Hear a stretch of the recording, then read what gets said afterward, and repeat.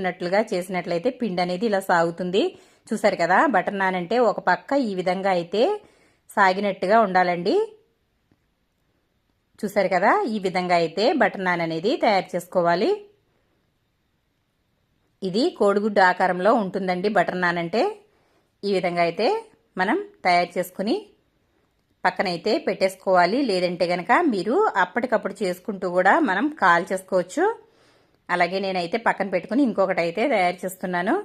చూసారా, ఈ విధంగా ప్లేట్లో ఇలా అయితే బొబ్బట్ల మాదిరిగా వత్తుకోవాలి. వత్తుకున్న తర్వాత చేతితో తడుతున్నట్లుగా చేసినట్లయితే ఇది మనకి చాలా త్వరగా సాగిపోతుంది. ఎందుకంటే పలుచగా ఉంది కదండి, కాబట్టి పిండి అనేది త్వరగానే సాగుతుంది.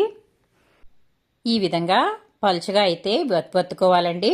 చూసారు కదా, మిగిలినవి కూడా ఇదే మాదిరిగా తయారు చేసుకుని ఇప్పుడైతే మనం కాల్ చేసుకుందాము. స్టవ్ అయితే వెలిగించాను. తర్వాత